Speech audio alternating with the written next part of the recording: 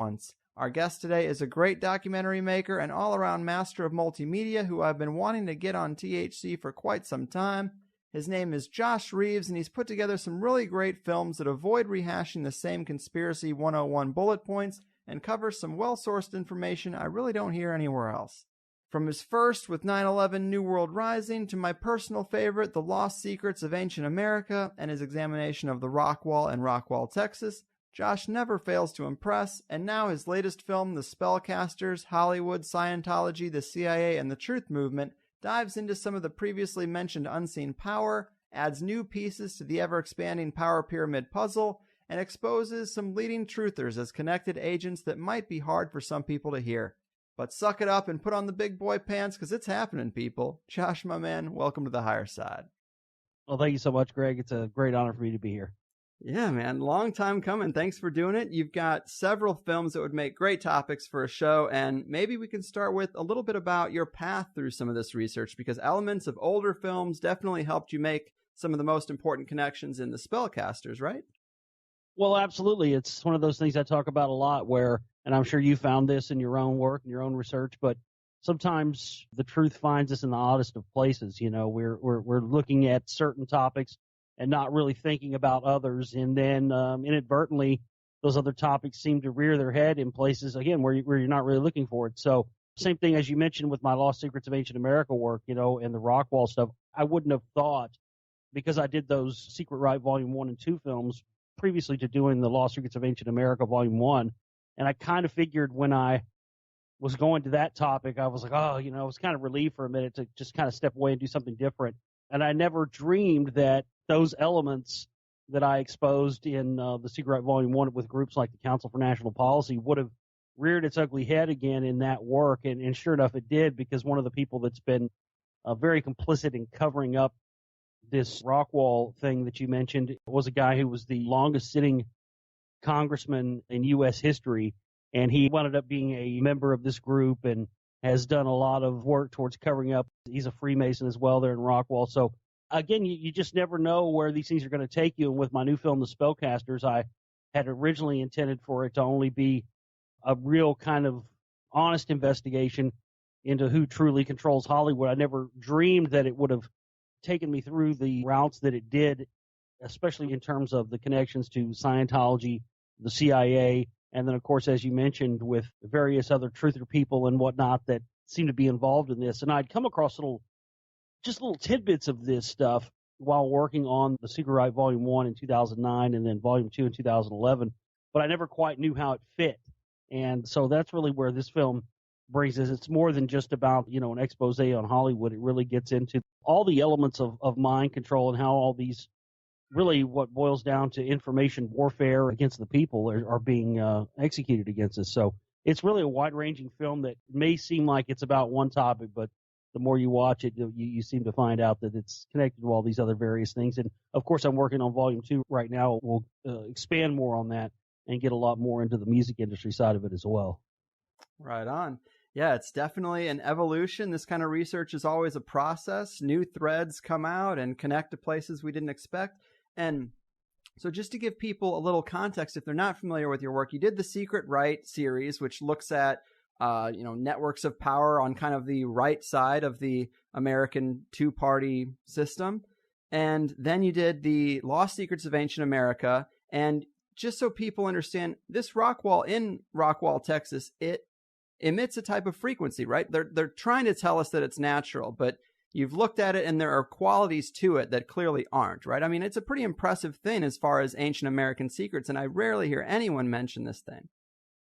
Well, but it's more than just like my work and my opinion or anything, that it's, not a natural formation. Let's just get that clear. I don't want people thinking that I'm just creating some conspiracy to say that this thing is not natural. When all the experts, there's plenty of people that came before me who have done expert analysis and analysis on the materials and whatnot. And that's really what it boils down to. And, there's been a few attempted whitewashes of this information. But the thing about that they never bring to the table is they never actually show what the materials are made up of. And it's made up of a lot of very different, very rare crystals and minerals that have been sourced from various locations and then brought together to create these composite stones. You've got stuff like zircon, garnet. Zircon and garnet are the two most prominent minerals found in these stones. And these minerals that are found in these stones do not naturally occur anywhere near within hundreds and hundreds of miles of where the rock wall is located.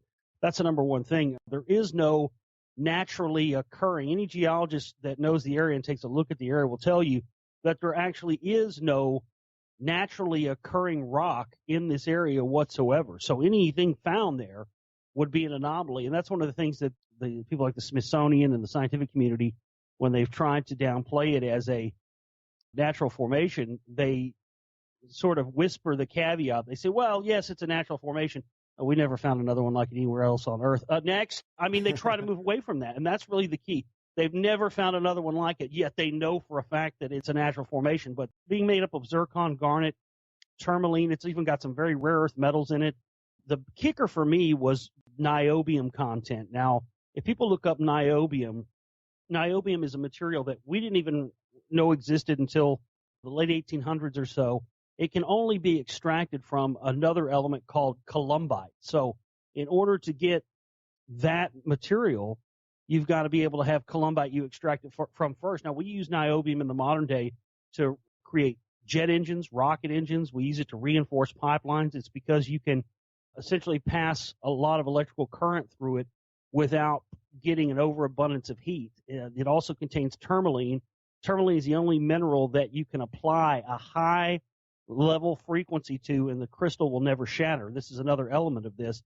Plus, it has, between the stones itself, it has what has been called through the analysis a geopolymer mortar substance. It's a mortar substance that was created from 3 different types of quartz crystals that were brought together, mixed together, and then put between these stones. And when they hit the air, they actually expand and solidify once it hits the air. And you mentioned the frequency response of this. When there were archaeological digs conducted on the late 1990s, they discovered that when they had their digging machines on top of where the wall was, the low frequency oscillations from the engine of these machines caused the entire wall to shake and vibrate and start to produce an electrical current. And there are metal rings that have been found embedded in the wall that look almost like our power outlets, modern power outlets in the house that you would plug something into. And these rings, which I've held in my hand, are smelted from copper, aluminum, and tin. And now there's never been any commercially found tin deposits anywhere in the world outside of Russia. I mean, much less in Texas. So again, the metallic elements and the mineral elements that make up this wall, not to mention their alignments with the solstices and the equinoxes, is really, really one of the main things we have. But what's interesting is the fact that this thing, whatever it was, doubled as a seawall, because when you start to dig down on certain areas of it, there was shark's teeth found embedded into the wall. There were sand dollars that should have been, by what they tell us, thousands, maybe hundreds of thousands, millions of years old, that when you crack them open, had fresh meat inside of them. And the main kicker of it is that the soil analysis, you can actually see where, if you look at satellite images, you can see where this blue shale,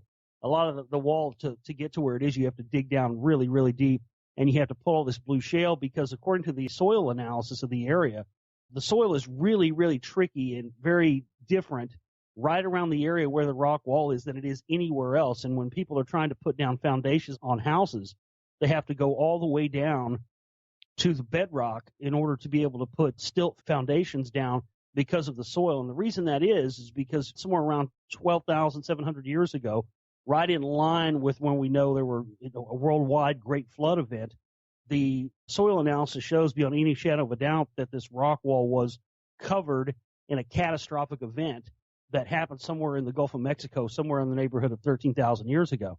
And when you start to look at other evidence and whatnot, and that's what led me to this. I didn't really know there was anything else around the United States. I knew about the rock wall when I was starting to really try to make the case that it wasn't a natural formation. I said, well, if there's any truth to this, then there has to be other examples of this and other things around, the United States that would match up with this. So I was very shocked to start finding stuff, because I started hearing that there were mounds and some of these different mound sites found around Rockwall too, which I had never heard. And then once you start finding out that all these ancient sites around America and indeed around the world all share these same equinox and solstice alignments, that's when I started figuring out that, this was not a coincidence. And then the stories from the late 1800s, early 1900s from the Rockwall newspaper where multiple giant skeletons were found around the area. And then I started finding, wait a minute. And I didn't even notice. I had really no idea that there had been other ancient sites and other mound sites found all across America, specifically in the Ohio Valley where I've traveled, where it's just crazy if you ever get a chance to go there. And there again, large amounts of giant skeletons found, sites with the equinox and solstice alignments.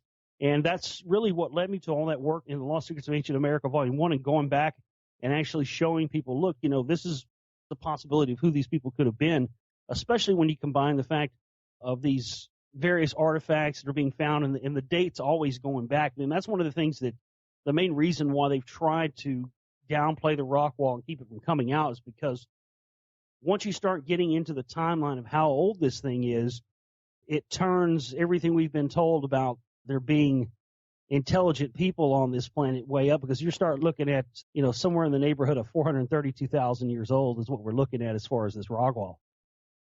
Wow. Yeah, man, it definitely moves the needle back quite a bit.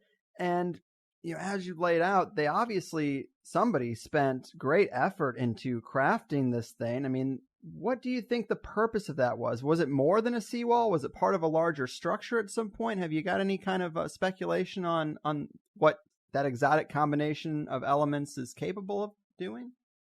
Yeah, well, it's 20 miles in diameter, this entire wall. So, and it encompasses, in the modern day, pretty much the entire city of Rockwall. Now, I always get these emails, and before people start emailing me, you can't go out and see any of the actual wall. People always say, I want to know where I can go see the wall. It's buried. You can't. There are places where you can see pieces of it that have been dug up, but as far as what it was used for, that's the thing. People have to start looking at things and understanding that it's very difficult, especially when people start looking at something that is perceived to be that old, because they start looking at it from their own modern perspective. We think of we build a building, we just build it for one purpose, but this thing had a variety of usages and really all what it was used for, I don't think we really know. I mean, for instance, one of the things that's been found are these tunnels, these underground tunnels that go down to the closest water source nearby. And with some of the construction and stuff, there's been a lot of speculation that at one point maybe it was used to actually hide from these giants. There's been stories of some of these giants being cannibalistic. One of the stories that came from Rockwall about the giants was this underground cavern that was found that had this giant pot in it with human bones that had been cooked. So wow. It appears with these underground tunnels that possibly there could have been people there hiding from giants and utilizing these underground tunnels to get down to water. But that seems to be something that was probably done much later. That's the fascinating thing about the evidence, is that the top layer of the wall is like a primitive form of concrete. And as you dig down farther and farther, the stones get bigger as you go down. And no one's gone down the full 100 feet down to the bedrock yet. But as you continue to dig down, the stones get bigger and bigger. And you start to see that this top layer, this top concrete layer, was added. It was added to these things at some point. We don't know when, later on. So this thing probably took on a variety of usages throughout the years. As we mentioned, the evidence for it producing energy is that possibly this thing could have been designed to produce enough energy to launch something. It's very interesting that the exact location of where this rock wall is at the exact same trajectory for the perfect entry and exit way into space. Now, when we launch space shuttles and stuff like that, they actually have to have a specific trajectory. And back in 1999, they were going to land the space shuttle, I guess, in Cape Canaveral or whatever, and there was bad weather, and they couldn't do it. So they had to bring in the space shuttle in the second best place they could for that trajectory. And lo and behold, that was right over Rockwall. And I actually saw it when it came in. I mean, it looked like what you think a plane or something crashing would look like, but just these huge multicolored streaks in the sky as it was coming back in. It didn't know until years later when I started looking into the Rockwall that that's exactly why it had done that. And there's been, I mean, I've had all kinds of strange events. Even before I knew about the Rockwall, right in the area where it is, I've had multiple UFO sightings there as a youngster. missing time events. There seems to be some sort of magnetic anomaly on the bridge of Interstate 30 near where part of this rock wall is buried. And myself and a friend and several other people I've talked to have had missing time events where you cross the bridge. It's 1 o'clock in the afternoon. When you get across to the other end, you look at your watch and you're going, why is it 5 o'clock? Wow. That literally happened to a friend of mine when we were in high school. We didn't even know anything about this rock wall yet. And we'd left to go to work, and it was like 1 o'clock when we left, and we stopped to get gas once we crossed the bridge. It was only like a 5 or 10 minute trip. And we stopped to get gas, and we're like, how are we late? And we're like, it's 5 o'clock. And we're like, how's it 5 o'clock? I mean, it was really bizarre. And another friend of ours, once we told him this story, he didn't ever want to admit it. And he was like, I haven't ever told anybody this. But he's like, now that you guys are mentioning that, I had the exact same thing happen to me. I didn't tell anybody because I didn't want people to think I was crazy. So that combined again with the materials, I can't stress enough how rare so many of these materials that are found in the rock wall are, like tourmaline specifically.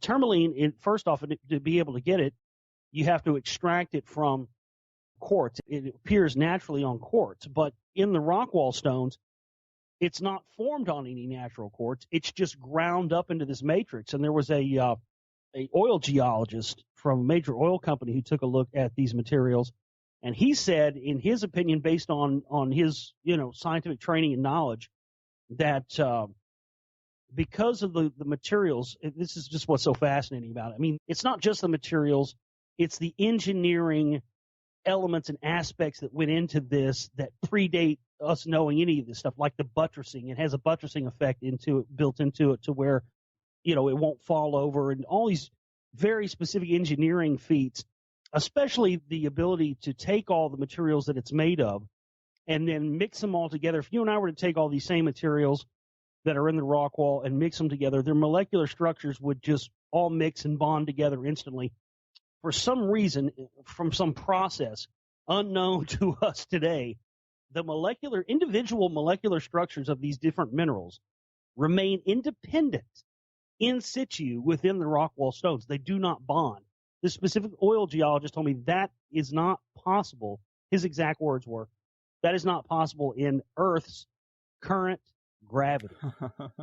So the gravity on Earth itself would have been completely different in order for the environment to even be able to do what is done in this wall. It really is fascinating.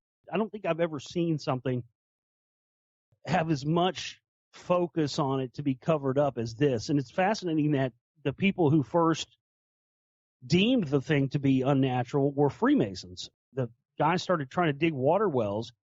These people around the area, nobody had named the town yet, and everybody wanted to name it after themselves, and Jonesville and Johnsonville, and everybody starts trying to dig these water wells. And when they start trying to dig these water wells, they keep hitting rock. And even back then, they knew that there was no naturally occurring rock there, so they couldn't figure out what it was. So one of the farmers eventually started digging this thing up. And when they started digging up, they started noticing, wait a minute, this is way too perfect. So they brought in the Freemasons who had established the town, and they came in and took a look at it. And they were like, well, what do you think? And immediately upon looking at it, it took them 2 seconds of glancing at this thing to see masonry work. I mean, they saw the stonework of their own people there. So that's when they told these settlers, look, none of you guys are going to get to name this after yourself, because this right here proves there were people here before any of us. So that's what they gave the town name Rockwall after that, to be neutral, because that was really the only thing they could name it. Man, obviously this is a little off from what we planned to talk about, but it's all fascinating. And one other question that has been coming to mind recently, whenever I'm talking to a guest who talks about celestial alignments of some of these structures that date back sometimes tens of thousands of years, isn't it strange that they're still aligned? Because with plate tectonics and the Earth's wobble and the fact that we're spinning at thousands of miles, and these stars in the sky are millions of light years away, isn't something weird about the fact that they're still aligned in so many cases? Well, that's, again, I think that goes back to the engineering aspects that were put into this. I mean, when I started going out to a lot of the sites, and that's what we do in the Lost Secrets of Ancient America Volume 1, I traveled all over the country to go to these ancient sites. And again, these things are still measured to this day. You can literally go out and watch these measurements and see them happen even today. I mean, one of the strangest things to me that I discovered was at Chaco Canyon in New Mexico, because what blew me away about that, and it's right exactly in line with your question here, is wouldn't these things change over time? Well, what even blew me away about that place was that a lot of these have, as you mentioned, a lot of these sites have solar alignments, and there are other sites that have lunar alignments. And the interesting thing about Chaco Canyon is that it has both, which is rare. I mean, you just never see that. You never see a site that actually has solar and lunar alignments. And what's fascinating about that is that these lunar alignments, some of the ones that are marked in Chaco Canyon, would have taken someone living in the area for 50 to 60 years prior to there ever being, and people back then didn't live that long. There had to have been someone, because living there for 50 or 60 years minimum prior to these alignments being encoded into the structures, because they mark and document things that only happen every once in a, pardon the phrase, but every once in a blue moon. Very rarely do these alignments actually happen. So how was someone able to accurately know and predict these lunar alignments and then build them into this structure without living out there for, at least 60 to 100 years? That's the thing about it to me that's fascinating, is that there was a high degree of knowledge and technology that was put into these things. And, today it's still very relevant. And another thing I found in these ancient sites, and I've even found them locally here in other sites, are the mathematics, especially like with a lot of these sites in Ohio. There's one here not far from Rockwall. There's a town here in around Dallas called Flower Mound.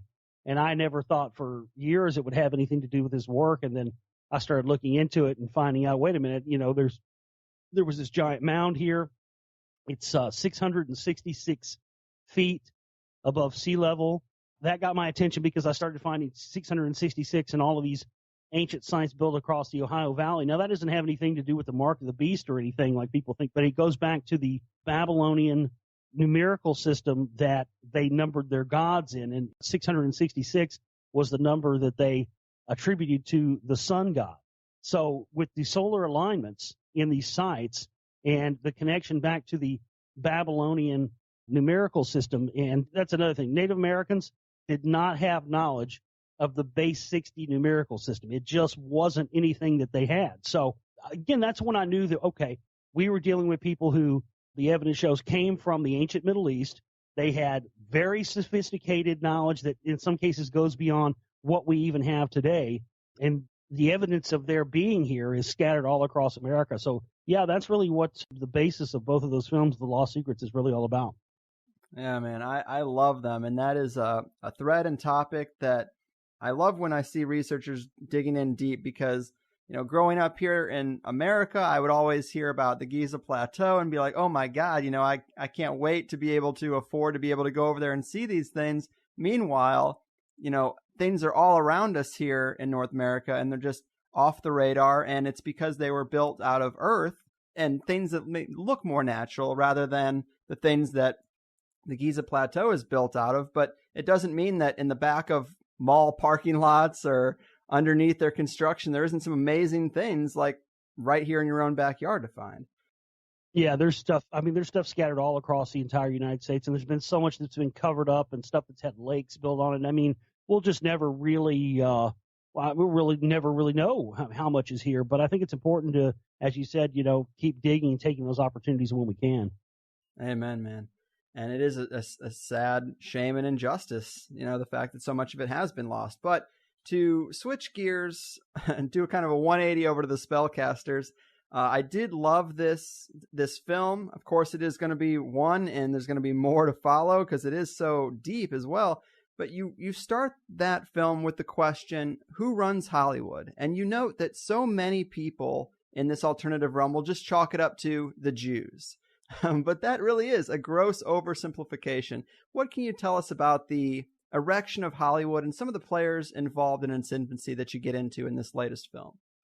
Well, yeah, it's a great thing. That's one of the things I want to encourage people, especially people out there who are researching this kind of stuff on their own and doing their own homework into it, is that sometimes, in some cases, yes, I'll give you that. In some cases, the most obvious answer is the true answer, but not in every case. And that's one of the things that I discovered with this is that if you look at who founded Hollywood, unquestionably, it was the founders of Hollywood were Jewish, and their whole idea of getting away from that, because they found out when the motion pictures technology first started to develop, they figured out that, and this is no joke, I mean, this is honest truth, you can look it up, they started setting up what they called Nickelodeons, and back then, risque pornography was not a naked woman, it was a woman showing her bare ankles. I mean, that was considered risque filmmaking, but they started noticing that people would pay money up front. That's when they knew they were onto something. Like, wait a minute, we've got people who are lining up, they're paying money up front before receiving any product, before they get anything. So we actually get their money, and then when they come in, what they're shown could be total crap. And I think it's kind of ironic because that's kind of what downloading and streaming and stuff has kind of killed within the movie industry and the music industry. It's killed this whole thing where you get their money up front, and then once they get into the theater, if what they're shown is crap, well, then so what? Ha, we got your money. It's killed that whole thing. But that was the business model that they started up with, and really it was about being able to get away from having to pay royalty fees to the Edison Trust for the use of their cameras and their camera technology. So they said, well, you know what? We've got money. We've got other people. What we're going to do, we're going to go out west. We're going to start our own studios, and we're going to be so far away from the East Coast where the main movie industry at that point was headed and located that we'll be able to basically do whatever we want out here. So it was set up with that spirit and the idea of basically going against the mainstream. It really started out as a very underground thing and was very independent until it started producing money. And once it started producing money, and then you had, World War II happen, and you started having a shift and balance of power across the board, the powers that be started to understand what a powerful manipulation tool coming electronic media at that time, radio. You had stuff like even the H.G. Wells War of the Worlds broadcast, which I could have put in there in the film, and I really kind of forgot to. That was kind of an early, test to test really the response of the public and kind of gauge. And really, I think, the more I look at it, I think it was really one of the earliest forms of psychological warfare. I really think that's what it was. And so once that power was seen by the powers that be, they started trying to get their hands on it. And that's what we discuss in the film. We show all the connections to what happened with the Hollywood blacklist in 1947 and how that coincides with all these other insane events, world-changing events that affect us to this very day, where power consolidation and the government's ability to be able to do whatever they want in secret without having to tell the American public, all that stuff came together in 1947, and it also came and coincides exactly with the formation of Scientology, MK Ultra, and the rest of it. Mm-hmm.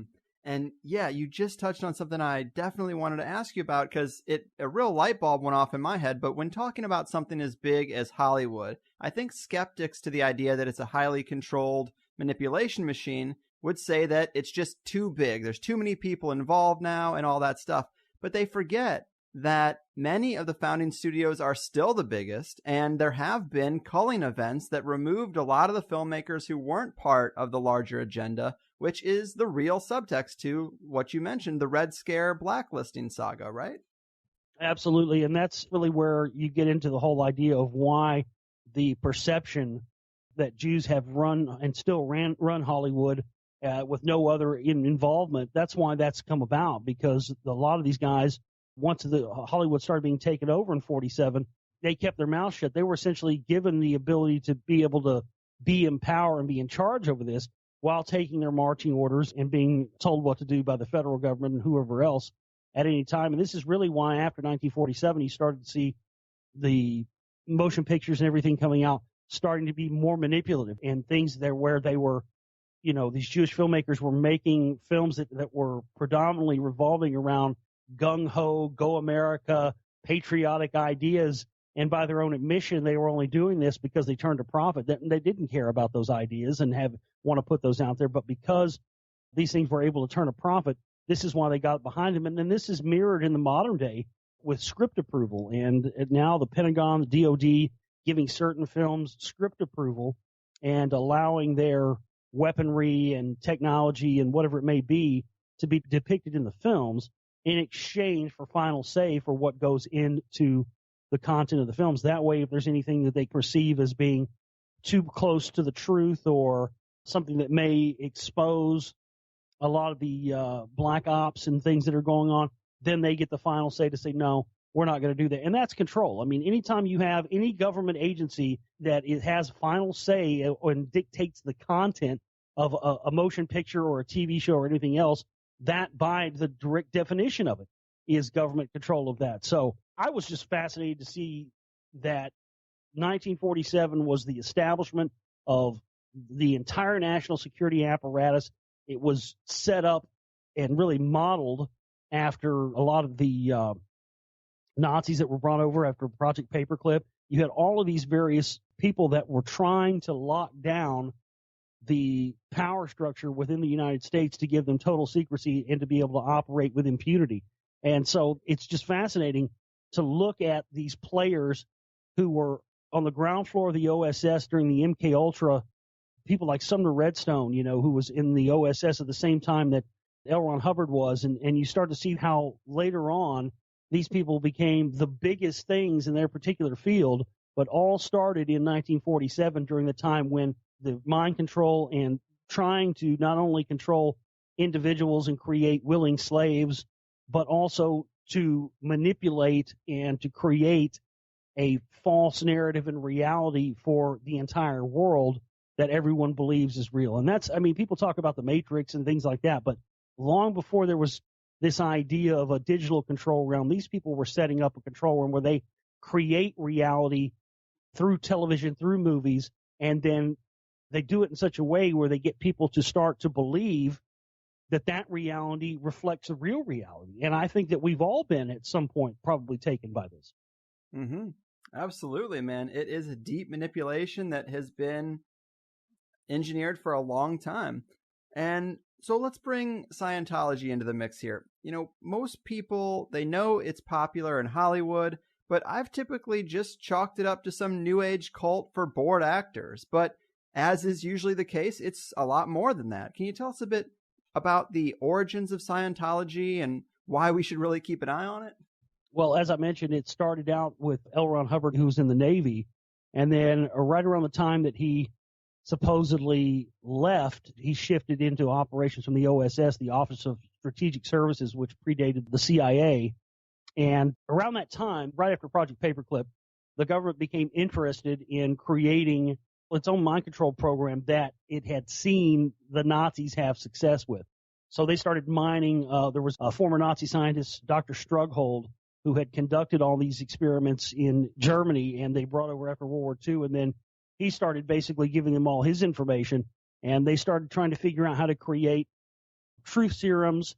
They wanted drugs that basically could get a foreign enemy to give them any information.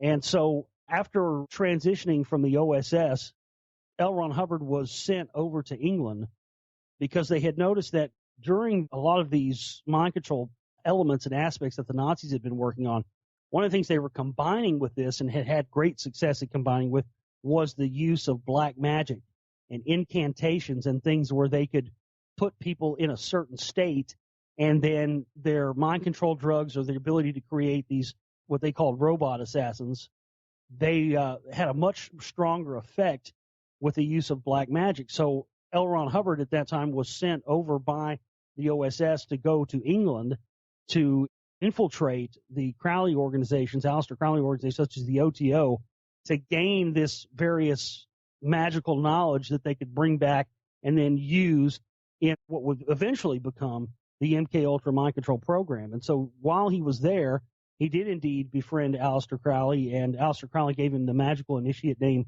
Freighter H. And for many years, people never knew who Freighter H was until it was later revealed that it was L. Ron Hubbard. But that was when he was instructed by Crowley in the magical arts, and he was also told about this gentleman in Hollywood, California, who had just set up the first branch of the OTO in America there by the name of Jack Parsons, who was trying to do this ritual, this Babylon working ritual, in order to conjure the Scarlet Woman, do all this. Well, this immediately got L. Ron Hubbard interested, so that was when he went back and met with Jack Parsons, who went on to form, of course, the Jet Propulsion Laboratory He went on to create these elements that they still use to this day in solid rocket fuel boosters that are pentagram shaped. And the pentagram shaping of them actually allows the fuel to burn at a more efficient rate.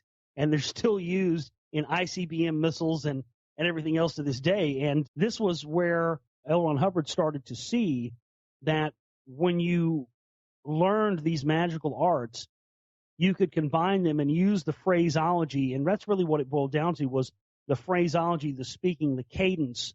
This was really the early days of what would become NLP, neuro-linguistic programming, which was also developed there with the MK Ultra program. So once this information was attained, L. Ron Hubbard in 1947 started to write based on what he had discovered from Aleister Crowley and his experiences with Jack Parsons, started to write what would eventually become Dianetics. And it's interesting that the way that his writings were set up for Dianetics are modeled almost word for word in some cases to Aleister Crowley's own work. And then some of the things in the very early MK Ultra documents, there is stuff where L. Ron Hubbard took things that you can see in these MK Ultra manuals that are in some cases are taken word for word, where he didn't even change the wording of it.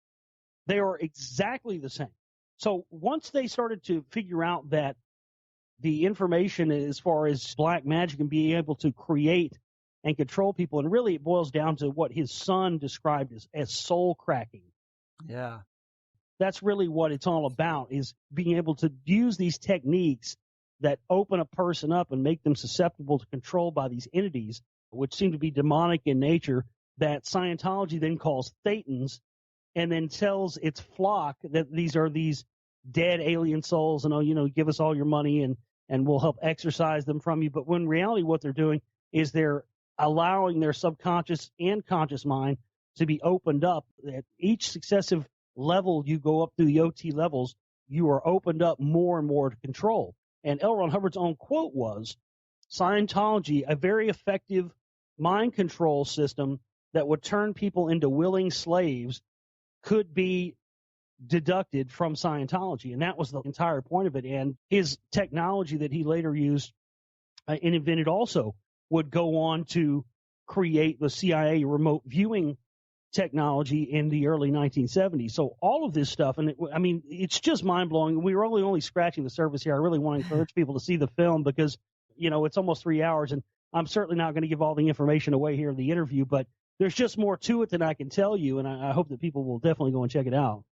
Absolutely. I mean, just seeing some of the footage itself that you have is worth the price of admission, because you can talk about it all day, but you got to see some of this stuff. And man, I mean, you really just laid out the crux of it.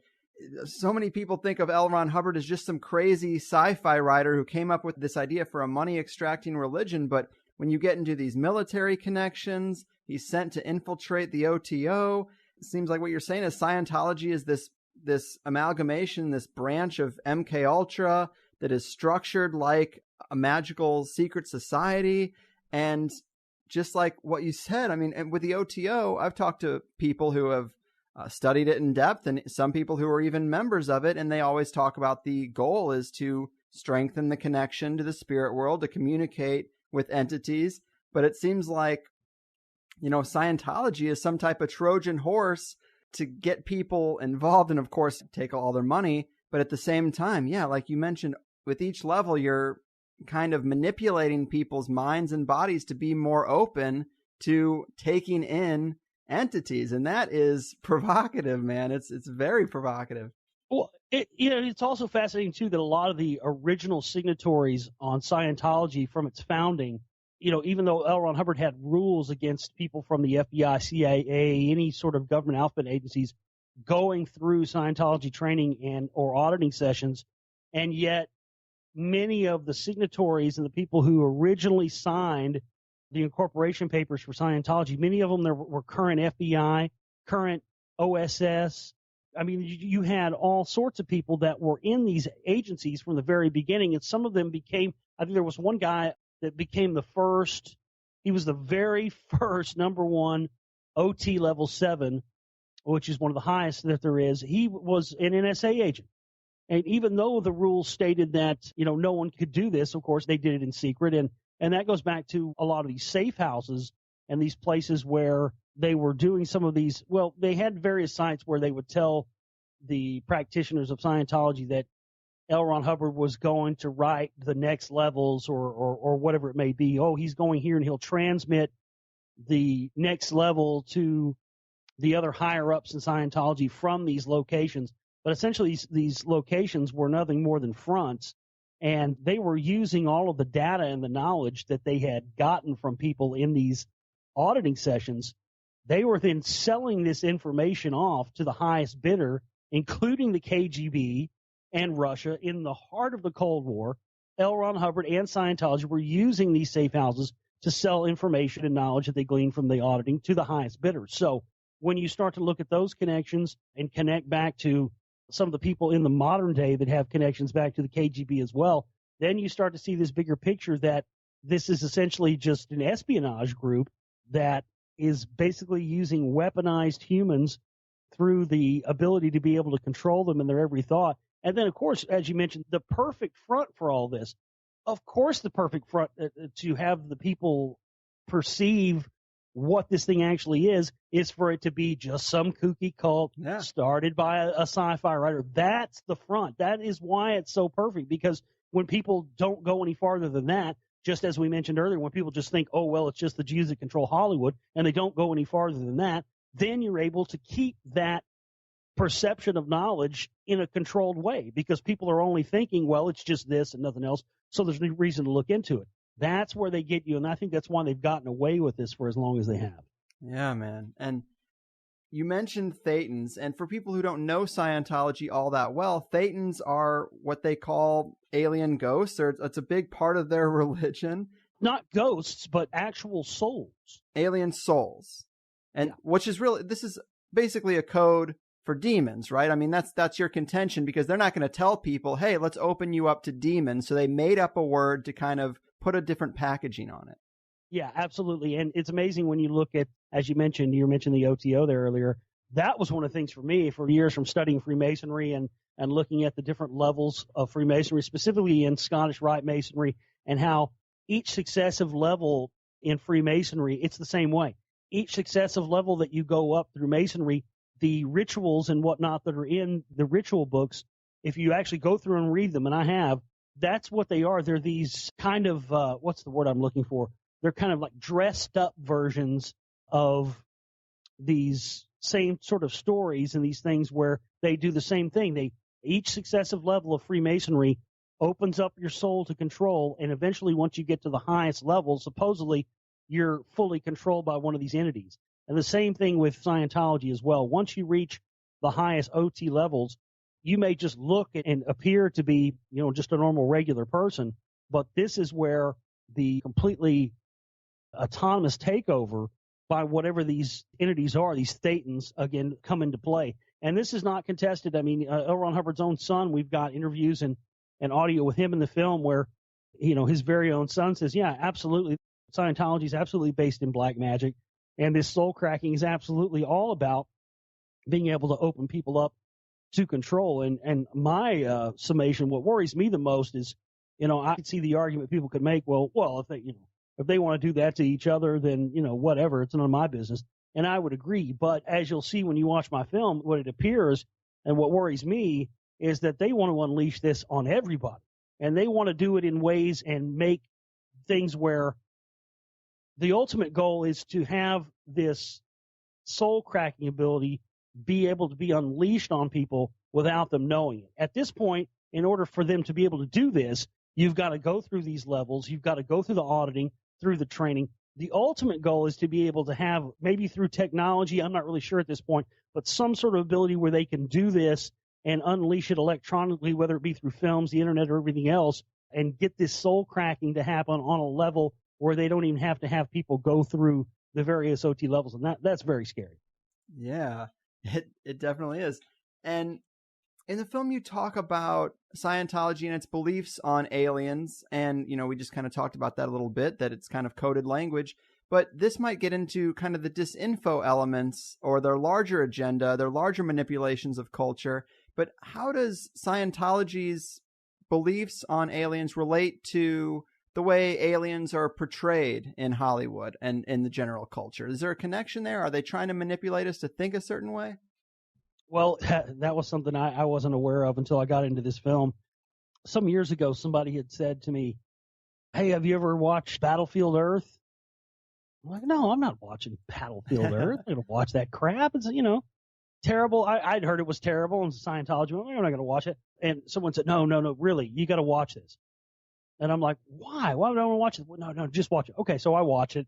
And I was blown away. I was like, wait a minute. This is taken verbatim, absolutely, from stuff like Zechariah Sitchin and some of the ancient Sumerian texts and stuff. It was basically the Anunnaki 101. Mm-hmm. You've got a race of aliens who are coming to Earth to mine for gold, the Intergalactic Mining Company, and basically enslave humans. And when I started putting together the connections to the CIA with L. Ron Hubbard and Scientology, and I started noticing and researching more, you don't find, see, that's the thing is, what people don't understand is there are many, many people who become Scientologists and are Scientologists for decades, for years and years and years. And unless they have the money to pay for the upper level OT auditing sessions, they don't get this information. The Xenu stuff and the space alien stuff and the rest of it does not get introduced into the picture until you reach the very upper echelon levels. We with the internet and whatnot in our modern day, we have a much larger grasp for this information than people did 15, 20 years ago. But, when people talk about, Scientology's into aliens, that's the thing. They don't get into that till the very upper echelon levels. And when you start getting up into those levels, that's when they start to talk about you being able to become, once your thetans are at full operating procedure, I suppose, you're basically have the ability to be able to manipulate what they call MEST, M-E-S-T, matter, energy, space, and time. And any high-level OT is given the information that essentially reads like the Sumerian story. We were seeded by these extraterrestrials. We have this power, blah, blah, blah, this, that, and the other. But that doesn't, again, that only really a small percentage of Scientologists ever get to the information about the extraterrestrials and the aliens. So when you look at how through the years the aliens have been depicted as hostile and coming to Earth to wipe us all out and kill us, and then Scientology says, well, no, these other extraterrestrials came a long time ago and trapped these other ones here, and they died, and now their souls are in us, and that's what causes our misery and this and the rest of it. And it kind of doesn't make sense, because on the one end they tell you, well, it's these dead alien souls that cause all our misery, and then they later tell you, well, but by activating them and making them active in you, that's how we make you better. Wait a second here. Something about that just doesn't sound right. But it really was fascinating for me to see how the disinformation and how the scaremongering towards extraterrestrials, specifically when you look at the fact that in 1947 was really when what kicked off UFO hysteria in this country and really kicked off the whole mass UFO sightings, and how that directly correlates with the same year with Roswell, with MK Ultra, with L. Ron Hubbard first starting to write the Scientology stuff. All that stuff happening in the same year was not a coincidence. And this really has become, what I believe, the way for them to give us one narrative that we've all taken. Because for years, for years they told us that UFOs aren't real, aliens aren't real. If you believe it all, you're a kook and you're a nut. And now, over the past decade, that's shifted around. And now they're going out of their way through TV and movie and the rest of it to try and convince us that extraterrestrials are real. Yeah. So that's one of the fascinating things, is that you could see that for whatever reason, why did that shift? Why did they spend those many, many years trying to convince us it wasn't real? And now they're all about trying to get people through shows like Ancient Aliens and whatnot to believe these things are real. It's because they want to have a controlled rollout of this that will then help solidify the agenda for global control. Right. And just like you mentioned Ancient Aliens right there and stitching a little earlier, this to me was a real revelation, because it explains why a major network, History Channel, owned by the same people who are, manipulating culture and don't have our best interest at heart, it explains why they would push a show like Ancient Aliens so hard, because clearly there is an agenda behind it, and it seems like you're really nailing it. Yeah, it really is all about being able to have the people believe that the story, it really is mind-blowing, especially with the stuff of the spellcasters. I couldn't even really put it into words when I first started realizing that, okay, I get this now. The knowledge that the powers that be have about extraterrestrials has been what they've been trying to keep from us from all this time. Now, apparently, whatever Scientology knows about extraterrestrials ties into that directly. And I think we really started to see why from the very beginning, because L. Ron really, his work and all this stuff started out strictly as his work for the government in the creation of these mind control things. Now, once he had this knowledge and acquired this knowledge, that's when he started saying, well, wait a second here. And that's why MK Ultra and the levels of the Crowley OTO stuff and Scientology mesh all together. Because he was saying, well, of course, they're going to use it for this usage, but I can use it for my own usage. And that's when I started seeing that whatever these two entities know about extraterrestrials, they have a mutual beneficial interest in keeping the status quo of disinformation going as far as what it entails. And when you look at how Scientology views themselves, they make people sign billion-year contracts where literally that means that you are tied to them through successive incarnations. So right there, beyond any shadow of a doubt, you can see that they believe in, like the transmigration of souls and reincarnation. They believe that Scientologists are doing work that is beneficial and necessary, not just for Earth, but for the entire universe. They believe themselves to be these constantly reincarnating individuals, and that anybody who is against them or tries to stop them should be dealt with, and any mechanisms or usages that can be used against them should be used against them. There's a very interesting interview with, it's a famous, you can go find it on YouTube, one of the famous interviews with Tom Cruise, and it's like an internal Scientology interview. And in this interview, he says, it's all about KSW, man, KSW. It's all about KSW. And you're like, KSW, what does that mean? And he says, keep Scientology working. That's what the term means. KSW means keep Scientology working. Now, one of the things Crowley talked about is that he talked specifically about language and the use of language to have multiple meanings, and how you would say a phrase, and to the profane, it might mean one thing, but to the magical initiate, it means completely something different. That's what the KSW, keep Scientology working. He isn't just meaning keep it going and keep it active. By saying keep Scientology working, he is referring, working is a magical term that is used for magic and practice, just like we mentioned with L. Ron Hubbard and Jack Parsons doing the Babylon working ritual.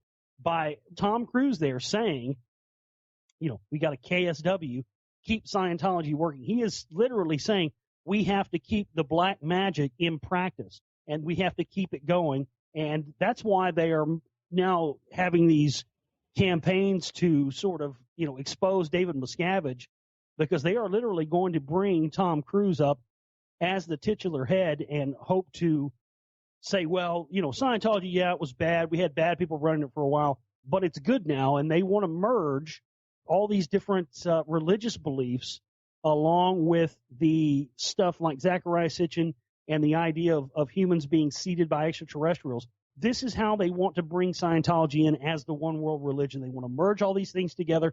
They want to show the general public that we've been wrong about the ancient past, we've been wrong about religion, and that Scientology is the only religion that reconciles both, and it's the reason why it makes sense. And Tom Cruise has now, just recently in the past few months now, moved into the former headquarters of Scientology in England. L. Ron Hubbard's former residence is now where Tom Cruise lives. Huh. That's interesting, man. And even if you don't call yourself a Scientologist, you're still absorbing a lot of their ideas that they're putting into your head through their stranglehold on media. And let me take this to a weird place, or try to maybe connect it to the stuff we were talking about earlier with the Lost Secrets of Ancient America. But when we're looking at these mounds and stuff all around the world, really, often these alignments to star systems in particular, a lot of them are aligned to Orion. And just as Scientology seems to be obsessed with manifesting spirits and opening doorways here on the physical plane or within physical bodies, you can almost make the case that these ancient cultures were going the other way and somehow trying to transport themselves through some type of gateway or portal up into the stars, whether consciousness or in a physical way. Do you see any parallels here? Do you see any indications that they might have been successful in doing something like that, or that there might be an underlying theme that connects these two subjects? Well, it is interesting, and I'm not really for sure. I don't know if I've come to the point yet where I could effectively put a connection between those two subjects. But I will say this: in a lot of the ancient sites that I visited across the United States, specifically a place like Moundville in Alabama, one of the things that was fascinating to find is how a lot of these sites are built to mirror what is talked about in the ancient Tibetan Book of the Dead and the Egyptian Book of the Dead, and that is this process, and also in the Emerald Tablets of Thoth, is the process of essentially the being able to incarnate in various existences and forms, essentially at will. Now, this is what you find in the heart of Freemasonry as well, and also the Rosicrucians, is this idea of the ability to transcend the death of the physical body and incarnate in another physical body at will. Now, this knowledge is encoded into a lot of the ancient sites like Moundville in Alabama, and it shows that the people who built these things would have had to have knowledge that went back to the ancient Babylonians, the ancient Sumerians, as well as the alignments to the Deneb portal. And yes, supposedly these different alignments to these different sites, when you are at the sites when these alignments happen, supposedly that's when the conditions are right for these portals to open, where entities can travel back and forth from the locations, say the Deneb portal, the Deneb star system, to Earth when these alignments happen. Now, as you mentioned, the idea of, specifically at Moundville, Alabama, they had something like 5,000 something people building this ancient site for, however many years. And then all the people who built it disappeared disappeared off the face of the planet. No remains were ever found. Nothing. These people have, and they were quoted by the people at the time as just having disappeared. So it makes you wonder, did they go through one of these portals or whatnot? And you mentioned something of bringing stuff in and stuff going back out. Well, I think we're almost talking about two different things. One, I think, is the ability to be able to transcend the death of the physical body and incarnate in another material body at will. But what's different about that from Scientology is that Scientology is not talking about doing this through multiple incarnations. It's strictly about the current incarnation being controlled by something outside of itself. Now, could that mean that at some point these things, two things could reconcile and they could have something to do with each other? Absolutely. But I don't know that we've gotten to the point yet where we can say that's absolutely the case. But it is a fascinating connection, Greg. I never really thought about it like that. Well, it's just funny because in our typical mainstream culture, nobody's talking about portals or what seems like almost teleportation on an intergalactic scale. But the ancients seem to be, at least have these kind of belief systems. And then covertly, we're hearing things like in our modern times where these secret groups and black magic groups are also kind of working in that same wheelhouse, even if their agendas and motivations are different. It even comes up with some researchers talking about deep level science projects like CERN and the Large Hadron Collider. The idea that they're trying to open up some type of portal that has more nefarious agendas behind it than just colliding some particles. And they have these ritual workings in front of their facility with the whole Shiva statue and the weird things you can see there. So there's definitely strange elements to secret government projects, to religions that are Trojan horses for demon possession. And, I don't think the ancient stuff is nearly as nefarious as what we're experiencing now, but it is involving the same type of stuff. It's just kind of strange. Well, I think what it is that people will see this in the spellcasters. That's kind of where the stuff where I was connecting the Scientology and CIA stuff to the truth movement and disinformation agents. That's kind of where that comes into play, because I think that a lot of this stuff, as you're talking about, that people have gotten onto is really indeed what they're trying to cover up. Yeah. And why you see certain figureheads and certain people who won't talk about those subjects at all and never bring them up, because that does get into that. And I'm working on, I hope to have it, if we can get all the funding that we need to get it done by next year. That's one of the things I'm going to discuss in Lost Secrets of Ancient America Volume 3, is because I've actually gone out and documented stargates and locations of stargates across the United States. And I'm going to be revealing, I don't want to give it away here now, but I will be revealing in that film the evidence that we found for one of these massive stargates being here in the United States, and a massive structure being built on top of it to cover up. They've hinted about it in Hollywood movies as well. And there's all sorts of iconography and things that surround this. And it appears to me that, yes, there is one of these ancient portals here in the United States. And again, a lot of this stuff has been disinformation and whatnot has been put out to cover these things up, because they, at some point, are planning on using these things. Now, whether that's, as some people have speculated, some people think, well, they want to open up these ancient portals because they want to bring the Anunnaki back through to come and rule over Earth. You know, all those things are speculative at this point. But again, when you look at what they're trying to get us to believe versus what they are trying to downplay, and the things they try to say are kooky and crazy and probably not real, and then over here, well, you're saying that's kooky and crazy, but yet you're trying to get me to believe little green men are coming to stick things up my butt while I'm asleep.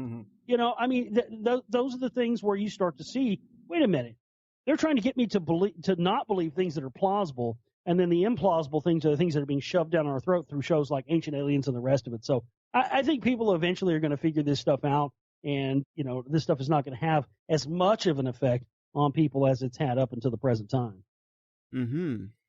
Well, man, that pretty much does it. Fascinating stuff, and we definitely left a lot on the table for people to discover when they see the Spellcasters films and other ones.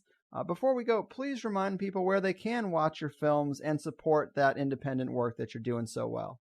Absolutely, Greg. Thank you so much. I appreciate the opportunity to come on with you today, man. We'll definitely want to do another show with you in the future. And sure. Please let me know, if there's other films of mine that you haven't seen or whatever, and you want me to send you some stuff over. I have no problem doing that. Cool. And people can go there to my website. We've got a download shop. There's lots of audiobooks in there that I've done that people can download. All my films are there. We've got DVDs and Blu-rays and stuff for sale. But also, as you mentioned, my work is 100%. I mean, we get no outside funding. We don't get Fox News checks. Neither does Greg. So, all our films are all funded by you, the listener, and people out there. I mean, right now we're trying to raise $1,800 just so we can get out Spellcasters Volume 2 before the end of the year. And not very many people can make a documentary on such a low budget, and that's because I do all the elements of this, from the researching, the writing, even to the composing of the music, the editing, and everything. So, just going and getting some downloads and, making a donation to our work and our film so we can continue would be a big help from people out there. So thanks again, Greg. I really appreciate you having me on today. You got it. And thank you, man. We will have to do it again, but until then, just keep doing what you do. Absolutely. All right. Take care. Wow, now that is a solid round of conspiracy goodness. Big thanks to Josh Reeves. He really knows his stuff. Scientology, of course, pops up here and there, but it's never really been the focus of a THC episode, largely because I find it silly. But maybe I was naive. Clearly, it seems that I was. The Plus show here does get pretty wild, and honestly, this isn't something that I really thought about when starting THC Plus, but even the $5 paywall is good sometimes if you want to talk about something to more of a closed group rather than it just being out there for anyone to grab and share around and start trouble with. If you heard the second hour, you probably know what I'm talking about here, but several alternative researchers and personalities get called out for being agents of the Scientology machine, including one guy I kind of like. And my attitude is, look, I had Josh here to talk about the Spellcasters, and that is a big part of it, but each person, each listener, has to decide how big a deal links to Scientology are for them. To do that, you probably need to know more about the organization. I think Josh makes a really great case for this group going very deep. I mean, if those handwriting analysis tests are legit and L. Ron Hubbard actually wrote letters the authorities attributed to Lee Harvey Oswald, and then one of these agents of Scientology writes the book on JFK conspiracies, turning everyone's focus somewhere else, well, that is worth paying attention to. But regardless, I loved the topics of this show. We spent a good deal talking about the rock wall in Rockwall, Texas, which is just fascinating. And then all the content of the spellcasters. I mean, we've talked about L. Ron Hubbard and his attempts to create a homunculus moon child with Jack Parsons, but to say that Scientology is a cult built on opening up individuals to demon possession, I mean, that goes deep, and that is interesting, right? I loved it. And the second hour is even juicier. Please sign up for THC Plus so I can afford more bars on my windows, bigger locks on my doors, and more drugs to deal with this Rockefeller Rothschild prison planet as best I can. No, I'm like 40% joking on that. But do remember, if you go to the new redesigned website at thehighersidechats.com, you can sign up for a free week of THC Plus, just like you would with Netflix or Hulu or any other subscription service that lets you do this kind of thing. And you can try it on, wear it around for a while, make sure that you can still conveniently listen to the Plus shows. And if you had any concerns about how it was all going to work logistically, you can test that out. And I hope you will. And